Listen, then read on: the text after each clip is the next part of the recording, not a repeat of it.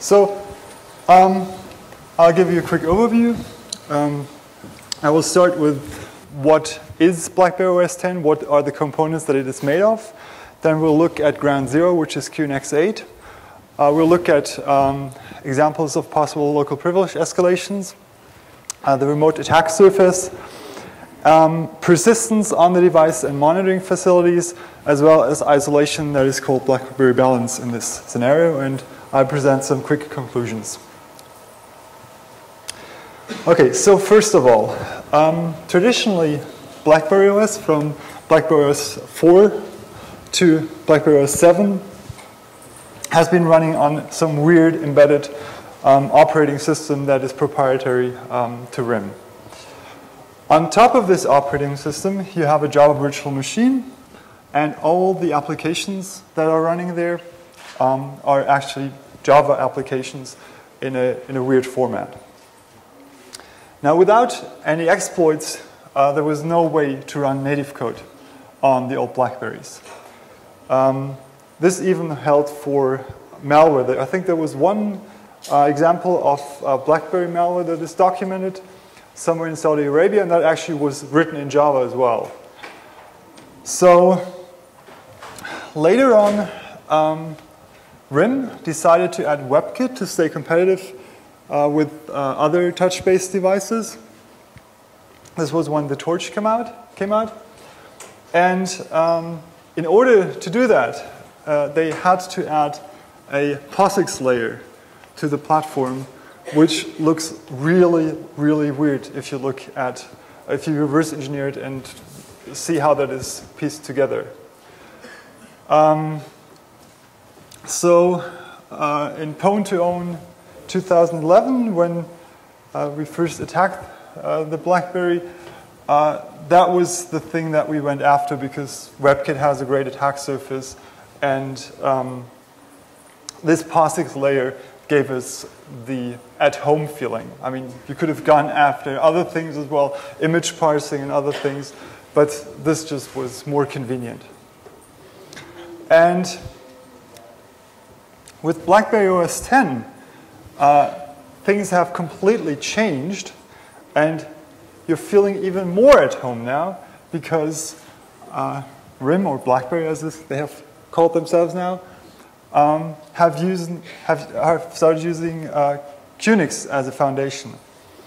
So QNX is an embedded operating system that before was, the main use of this operating system was in cars, in telematics units, and other embedded devices.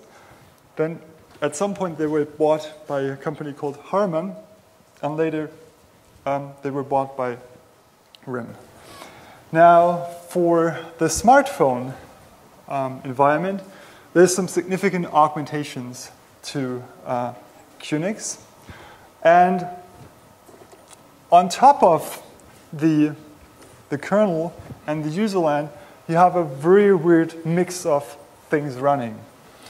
So there are parts of the personal information manager that are written in Python. So you have like a mix of Python, Qt stuff, and Adobe Air applications running on the operating system. For instance, the settings application and the weather application are written in Air, as I think is the engineering screen, which we'll go into later. Moreover, there is an Android runtime for which you cannot install APKs directly, but you need to convert them into so-called bar files. Doesn't work if the app has native code. And it turns out that many of the applications in the BlackBerry world these days actually are converted Android applications. Okay, so before we continue, I'd like also to give an objective of this talk. So I've thought about this a little bit, and I actually really like the architecture. So this talk is not about dropping wild O-days on BlackBerry OS 10, but rather to try to give you an understanding of the architecture and look into some undocumented corners. I see some advantages and some shortcomings compared to other smartphone operating systems that I'll go into. And I have decided not to look into the proprietary architecture that is the BBM and the BES. I have looked somewhat into that, but I then saw that this would be like another talk if you want to do this in a detailed fashion. There is some very good previous work by Zachlanier and Ben, sorry for writing it with 2 N, sorry, typo, Ben Null about void camping the BlackBerry playbook. So in principle, the playbook was apparently like the testing platform for RIM, and the BlackBerry OS 10 is a direct descendant of tablet OS, as it was called there. So for the playbook, there exists for all the versions a so-called Dingleberry jailbreak. I actually had to look the meaning of that word up, and then I was rather disgusted. So how that works is it uses the fact that the backups are not signed and uses the backup restore process to override a Samba configuration file, and using that you can execute commands as root. Then there is a slide deck that recently appeared, I think like 1.5 months ago, by Alex Plaskett from MWR, who looks into various corners of BlackBerry OS 10. And then also there is a BlackBerry OS Z10 research primer by someone called Alex Antuk from Zec Consult. This last one is a little bit confused in some places.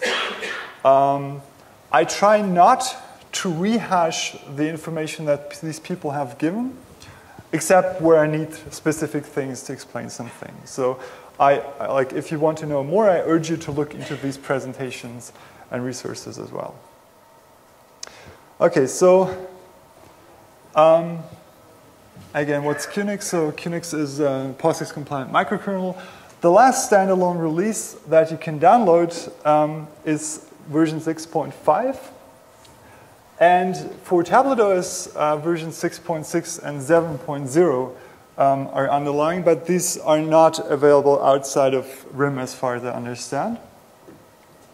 And there's another interesting thing which is called the QNX Car2 platform, which is will be used by Porsche in Bentley, and this is also based on QNX 8. Now there was a period of time that the source code was openly distributed, not in like an open source sense, but like you had to register and download it or check it out from their SVN between somewhere in 2007 and 2009. And you can still find copies of that online on some Chinese sites, or I think I found mine on some Brazilian university FTP server. And that is actually, if you want to dig deeper into the kernel, that is a very, very helpful resource, because then you don't have to reverse engineer the whole thing. There have been numerous changes, but it's good to know what the starting point is.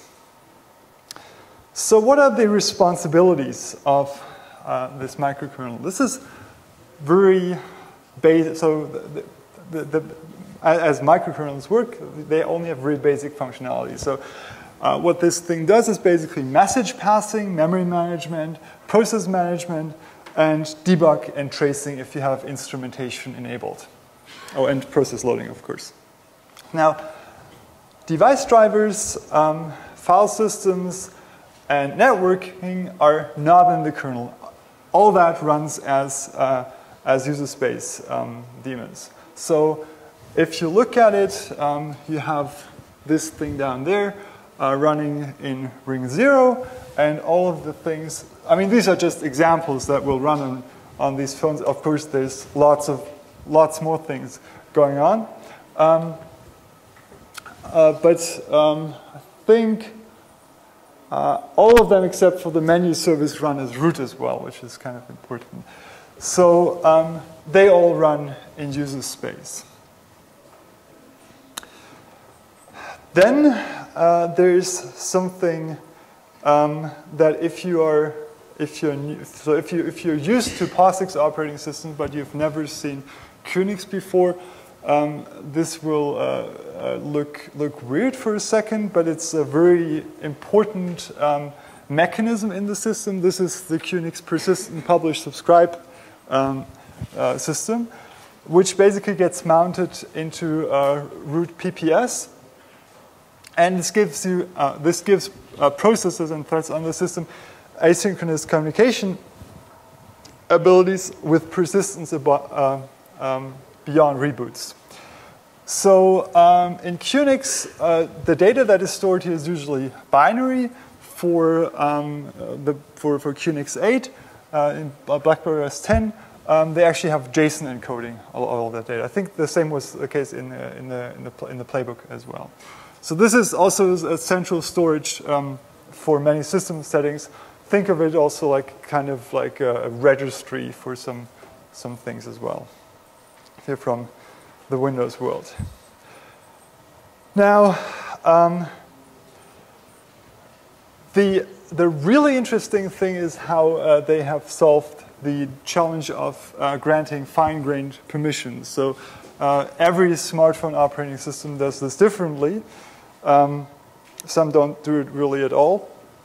But for instance, like Android has these intents, and you can grant fine-grained permissions, for instance, for the camera or address book when you install an application. And how BlackBerryOS 10 has a gazillion permissions, and how they're actually mapped to the operating system layers by a process called authman. And this basically maps the permissions or capabilities to access control lists. So someone apparently here was a really big fan of the POSIX 1.2e ACLs. So if you look at the file system, like every second file on average will have an ACL attached to it. And in most cases, that's actually done dynamically by authman. And how this works is by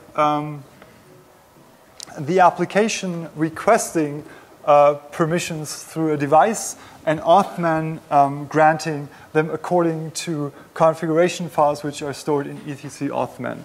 And in these, you can actually have like macros for other things. So for instance, if you want access to the personal information manager, I think, or private or personal information manager, then you have this access PIM, all right? And this gets expanded to these macros, some of which you see down here, and also to PF rules. So BlackBerry or QNX 8 integrates the OpenBSD packet filtering framework, and authman dynamically, if you give certain rights, will insert filtering rules according to these rights. So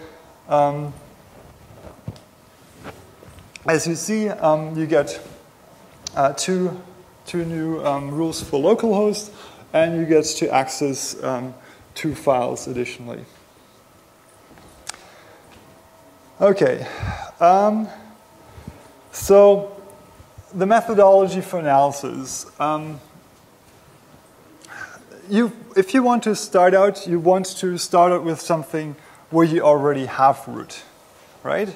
So the easiest way to do that is to take the BlackBerry device simulator, which is actually a VMware image, and that's basically the whole thing compiled for x86 instead of ARM. And by just opening the VMDK files in Vim in binary mode and editing a couple of bytes, you can get yourself root in there.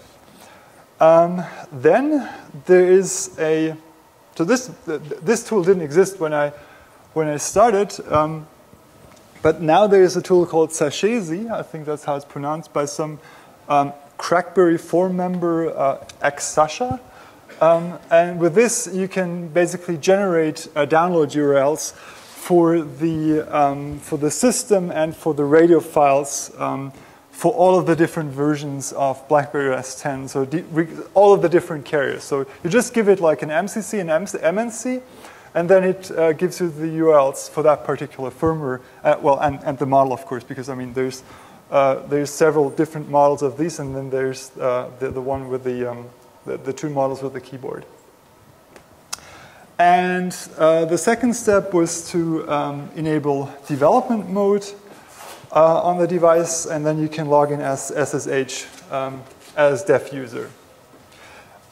So what I did for BlackBerry Balance, I was actually somewhat, when I read the documentation for the first time, I was actually quite amused because the minimum requirements for the instances are, I think, like over 16 gigabytes. And you need to, at least to the documentation, you need 3 of them. So I spun up 3 EC2 instances and wasted a couple of dollars for a week. But I mean, there's no other way to test this because there are no, for BS10, there are no trial setups that I'm aware of. And you can't actually test BlackBerry Balance without having a BES 10 server. The good thing that there's a trial license for this. Okay, so after I had done that, the next step, because I really care about memory corruptions, I had a look at the exploit mitigations on the platform. And they're actually quite good, except for one thing. So they have a toolchain with properties built in. They use data execution prevention, so the XN bit on ARM.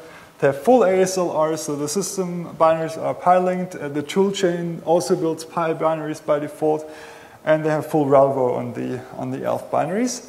I didn't notice any heap hardening. I mean, I had expected some, but there doesn't seem to be any at the moment. Okay, so then I thought, okay, starting with a memory corruption is probably a little bit overkill. So let's have a look at what other things there are on the platform. And there's this crate directory scripts that I really encourage you to look into. And one example, also, this is nice because it shows the advantage of the microkernel, and I'm not giving you away a root escalation on the platform. So there's a program called PIDIN, which is the bastard PS on QNX. And this doesn't, as many other utilities on QNX, it doesn't filter the output. So you can actually have things like backslashes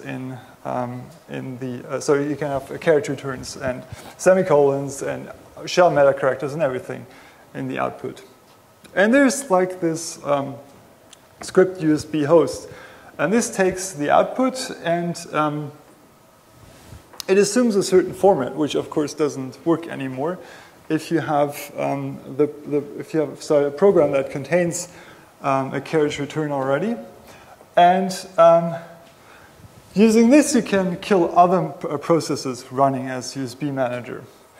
Unfortunately, they don't run this as root anymore because this RIM USB manager Nile, so Nile is the platform apparently for this, it executes this shell script after having dropped privileges. And this actually saves the day here.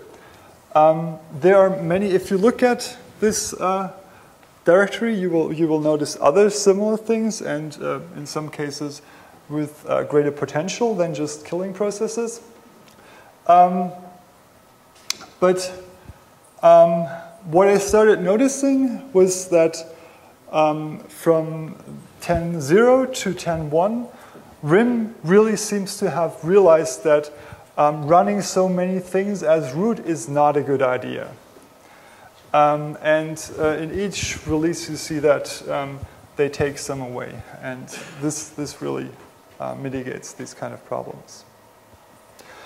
Okay, so let's look at the remote vectors. Obviously you have the installed applications, you have browser bugs and WebKit. If you take like just look at the version of WebKit that they're using on the platform you're attacking, and then you look at trunk, and then you look at all the test cases that are in WebKit trunk for reproduction of various memory corruption vulnerabilities.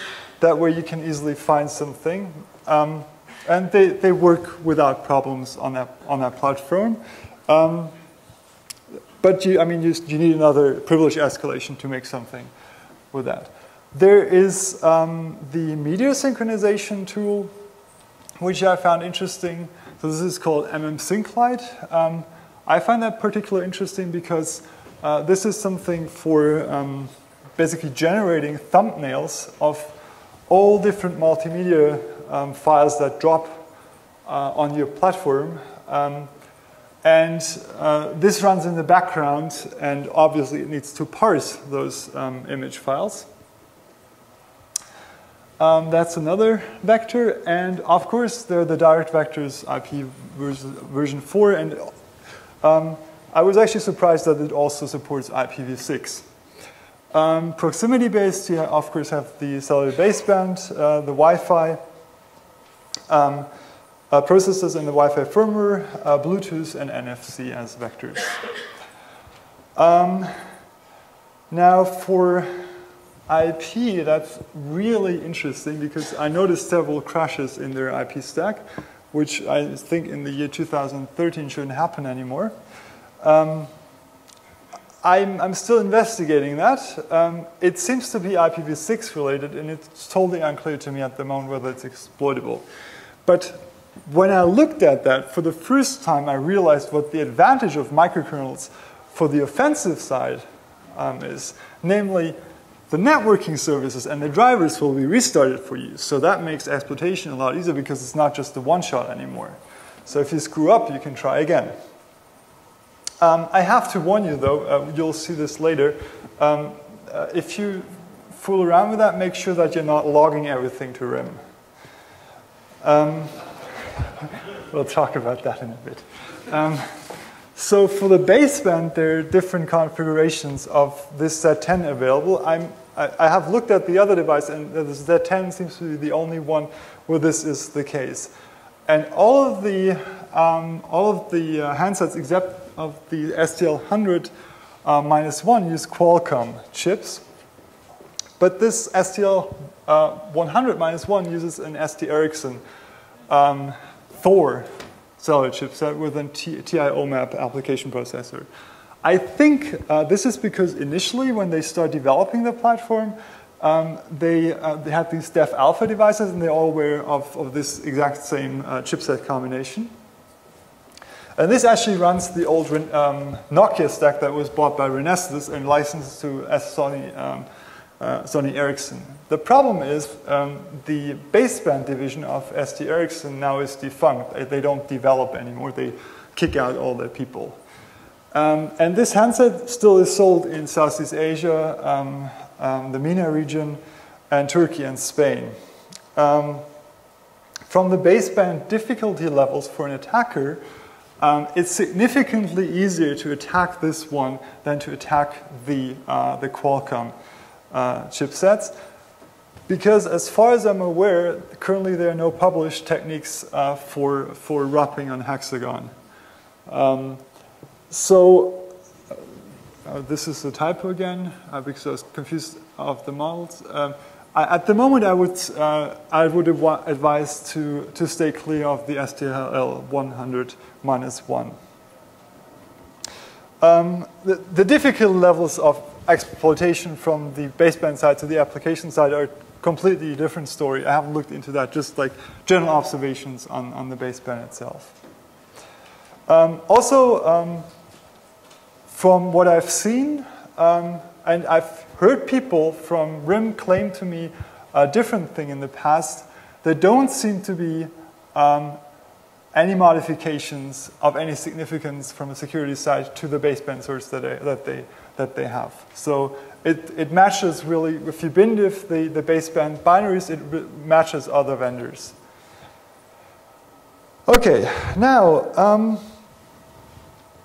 after a while, I ran into this interesting facility hidden in the engineering screens. So The engineering screens, if some of you have toyed around with BlackBerries, you will be familiar with them. This is basically a special mode where you can look at, like, say, your cell environment or various parameters for Bluetooth and so on.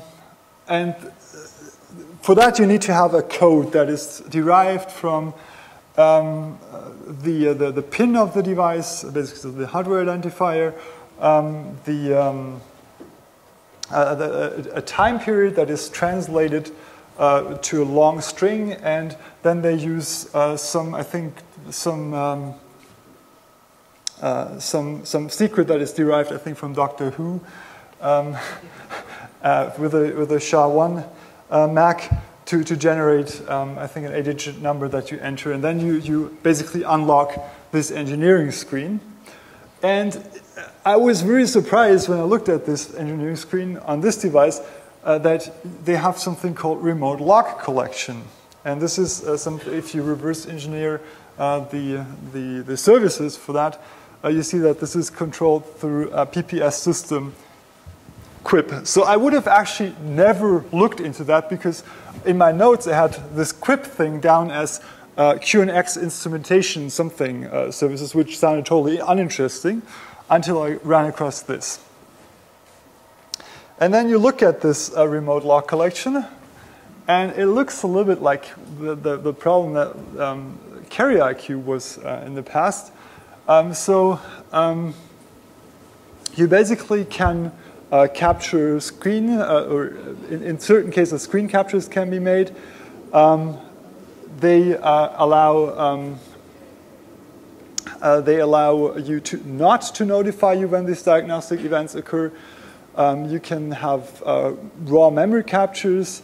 You can capture voice and audio, and this sampling of network traffic is actually running TCP dump for an hour and then sending it back to RIM. I was not amused at that time. Now, however, then you look more deeply into that, and you see that this is linked to something called libforensics.so. And this is actually, these are the functions that this library offers. And this hooks into the BBM application, into the camera application, NFC libraries. There's something called a thermal flight recorder, apparently, so to log the thermal data of the handset. And sensor services, which, funnily enough, from this I found out that they have a device for face detection, And then the question for me was, like, how easy is it to actually enable this? And it turns out that there's actually some cryptographic protection for this. And there's several classes that you can be in. You can be a RIM employee, can be a carrier tester. And they have tokens that are signed and verified. Actually, they're signed a little bit obfuscated. The tokens that they store are a little bit obfuscated and signed. And I found it somewhat curious that the path that they have for the individual tokens is the download directory. So if you accidentally download something as QUIP-auth, then the next time you can be introduced to this logging facility. And if no valid token is found, there's a list of different carrier tokens that is tried. And also there's an override property that you can use to force enable this, apparently. And then you look at example tokens just to see what the general setup of these is. And they have a field called auth activation message, which is very nice because that way they inform the user that this is being performed to them. However, this is not something that will be displayed in general. This is something that is set in the token. So if I want to enable this without without displaying the message, then I can just send a token like this to the user, and no message will be shown. And the really interesting thing is that most of these processes that deal with the crypt functionality also are running at elevated privileges. And for instance, there's something that there's a plugin for this crypt that looks at the crashes, and it looks at critical crashes. And crashes are stored in var log, and they're stored according to the process name that has crashed. And again, there's no filtering going on any of the characters, so the proc name may contain shell meta characters as well. And then you see that this crash monitor, there's various dances with these log files or these core dump files in var log that that all involve executing system. So this is not only useful for logging. That's what I'm trying to tell you.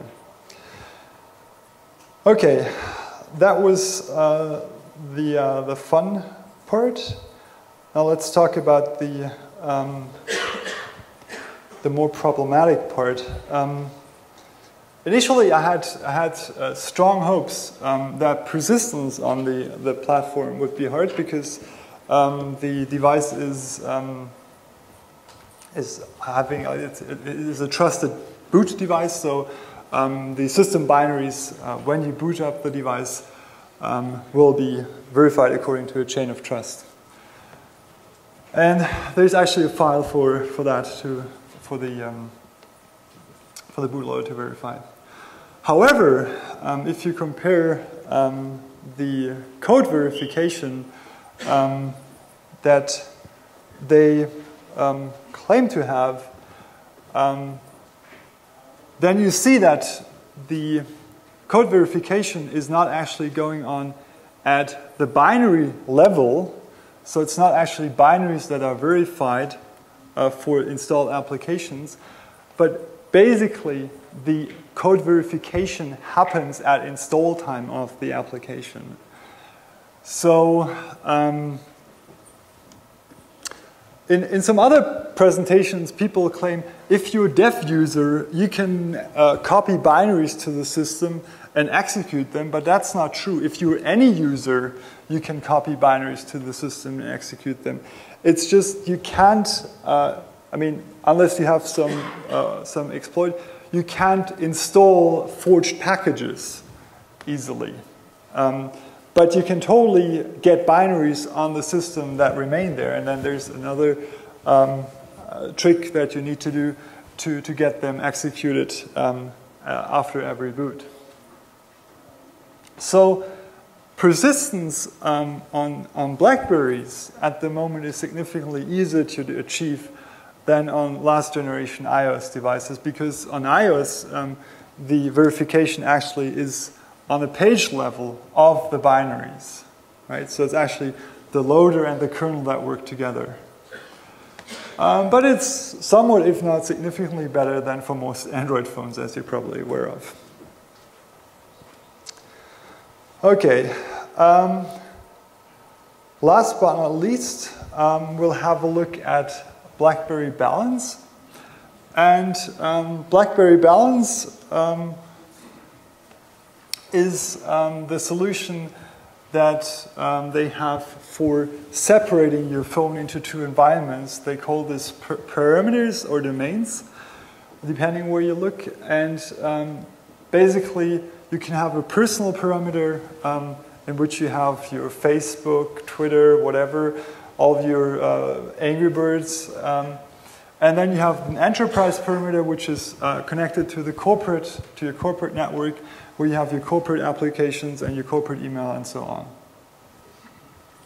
When I saw this for the first time, I was wondering, hey, how does this work? I mean, why do things show up in the BlackBerry hub from both sides? How is this integrated? And then I looked into that, and it turns out that the implementation is actually just by having different user IDs and group IDs for both sides. So basically, if somebody gets root on the device, it's game over again. So initially, I had hoped there was some deeper mechanism involving trust zone to make the separation, but this turned out not to be the case. And the perimeter manager is the thing that actually implements all of this, that that gets the policies back from the enterprise server.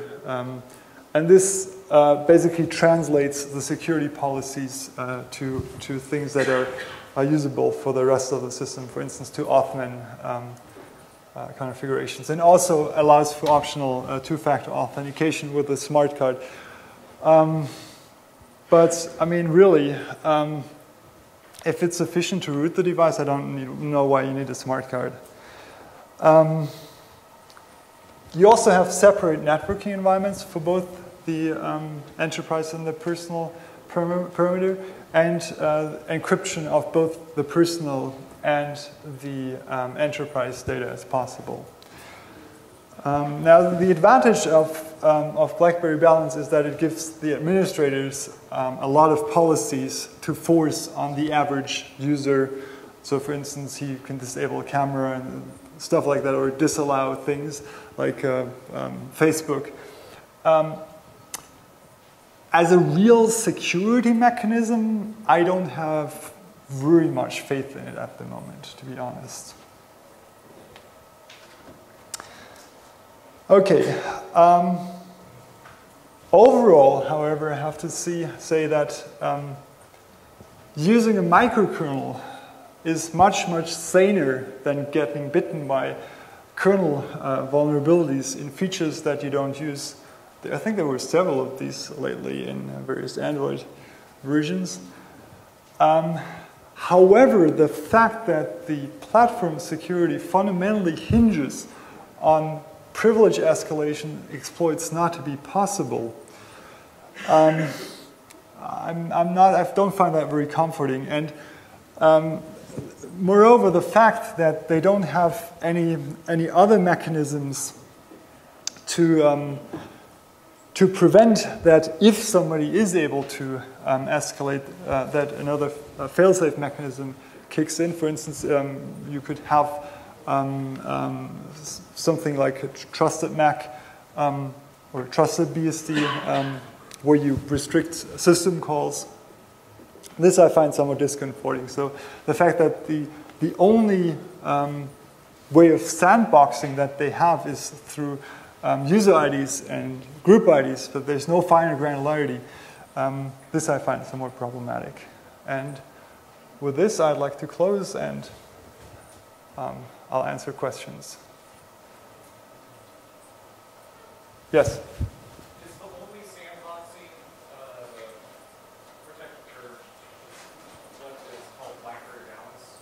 So if you have one personal app, can it read the contents of another personal app? No, it can't. So because I actually wasn't talking about apps at all, but apps will be generating different, so installation of an application on the device will trigger generation of a new group ID on the device. So if you have two different applications, they will live with two different group IDs.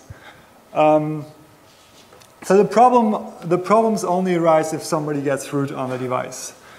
And the other thing I'd also like to point out, which is not, I think it's not very relevant now, because I think there are enough ways to escalate to root still, but the other thing that you have to account later when this gets harder is that you can also follow transitive patterns where you can escalate from one user ID to another, and this user ID gives you rights to other things, and then you can escalate more. But this is not something that people would do at the moment. So escalating to root seems easy enough. Yes? Two questions. One, can a user opt out of quit, did you notice? And two, you mentioned that if you exploit WebKit, you need a privilege escalation exploit. Yes, to make some use of that, right? Because you don't get any data. So I was going to ask, is the user, the UID they're using for WebKit, is it really, do you have very granular ACLs, and you're really not allowed to report a generic, like, low privilege app? It's a low privilege user ID, but I mean, it can see parts of the system, but it cannot read any data. And what about Quip, you can disable it if you go to the engineering screens. I haven't found out a way of testing whether Quip is enabled for you without actually going to the engineering screens, which I find somewhat disconcerting. I hope that all the cases where they enable Quip, they show to the users. But I don't know that at the moment. Yes?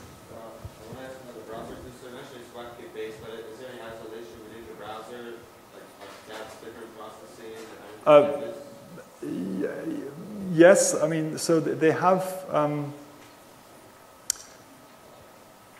have different user IDs, but not any isolation that was meaningful to me. So not like, for instance, WebKit 2 or Chrome.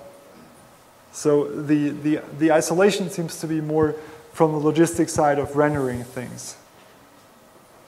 Yes? You said once the root get root privilege, game is over.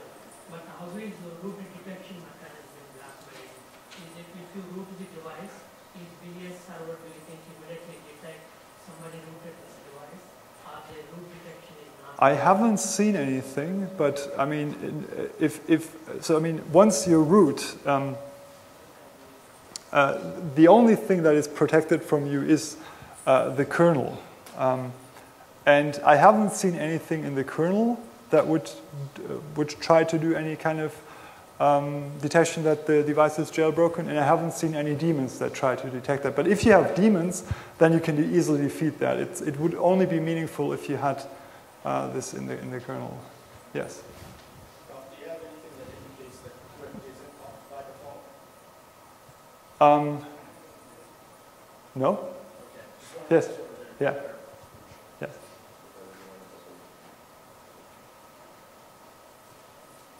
Okay.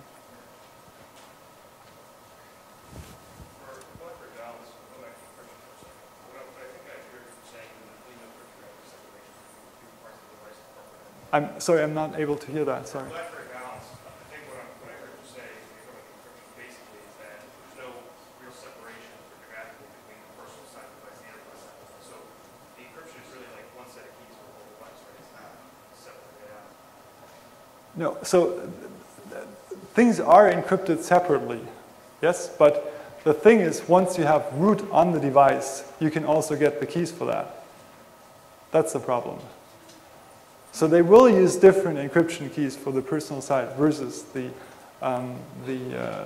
enterprise side. But the problem is that, yeah, I mean, once you root, you're able to debug the process that is using those keys.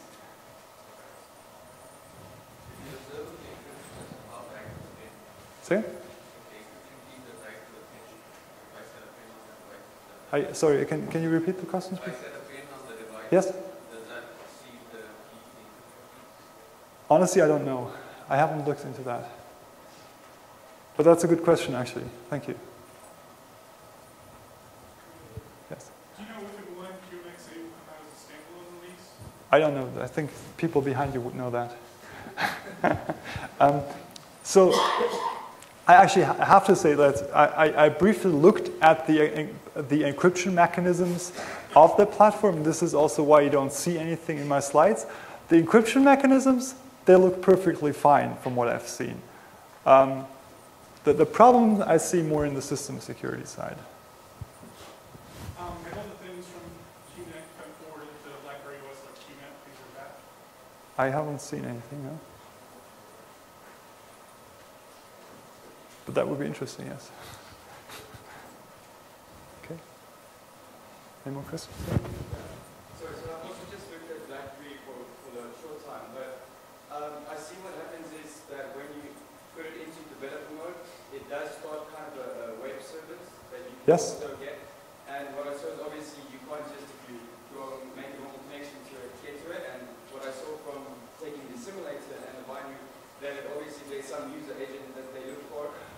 This is actually interesting. So there's, okay, but go on, sorry. Yeah, so sorry, what I want to say is that obviously they use the web service that you're allowed to actually push apps using what they call, obviously using Samba. Yep. Like if you hand that, push the apps on. And you were saying that there's kind of no heap-based protection. So how would I maybe go into that? Because I'm looking into ways to use the web service to maybe see if I can push malicious apps through there or see if I can find vulnerabilities from. So wait, you have like a heap exploit that you. Well, it's basically the question because if you log on as a dev user, obviously the dev user can't access say slash applications to actually look at all the installed applications and all that.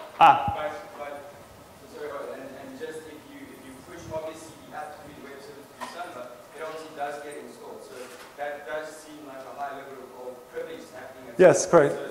Yes, so the QCon, so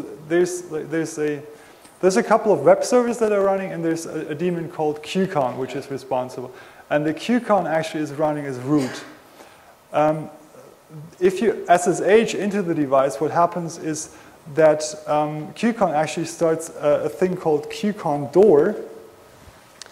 And this depending on which key you authenticate with, will give you either dev user, or there's a different 1024-bit RSA key that can also give you root on the device. But I understand that's probably what RIM is using to develop on the devices.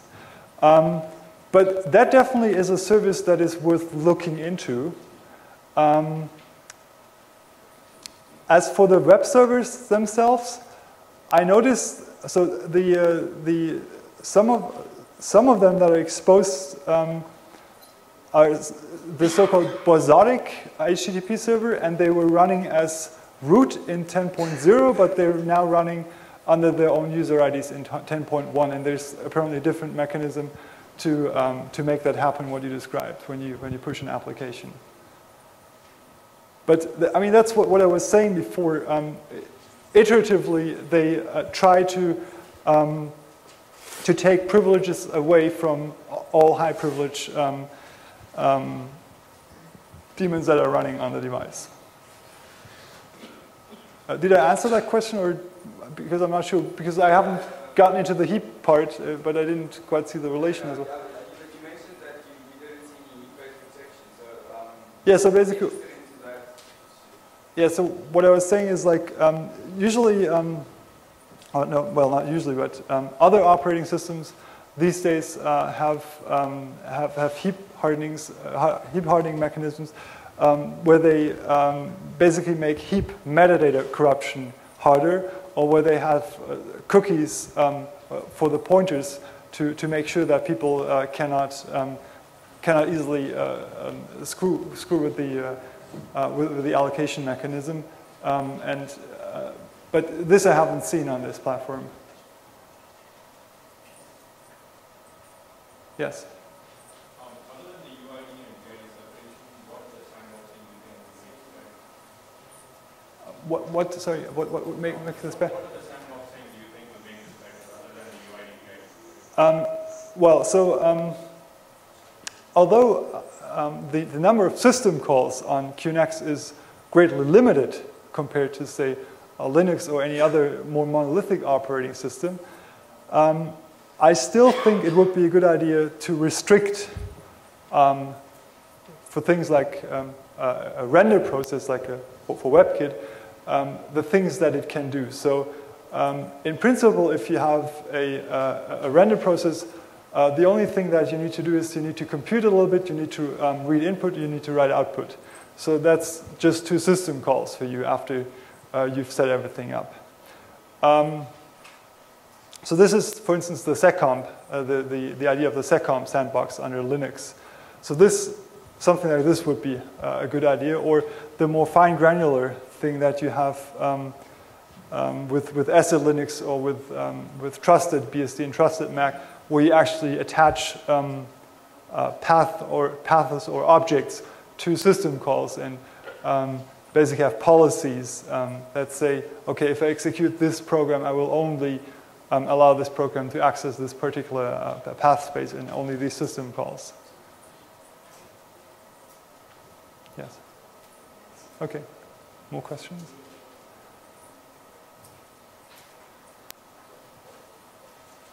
Yes. What I'm seeing in some of the apps is if you look at Windows, say 8, they've got maybe a runtime broker service that actually holds what the communication between the metrics file app. And what I saw on BlackBerry is the app process obviously containing the app or the BlackBerry store apps that are running, or the actual app or the mobile app. Is there a way, or have you looked into getting a wrapper maybe around the app process so that it maybe look that into GDB and actually see how the process actually pulls in the mobile application and then puts it into, like when it executes, how you can actually analyze it from backwards? I haven't actually looked at applications at all. So I have looked at the privileges that applications have. I haven't looked at the inner workings that happen when you install an application beyond looking that the verification looks sound.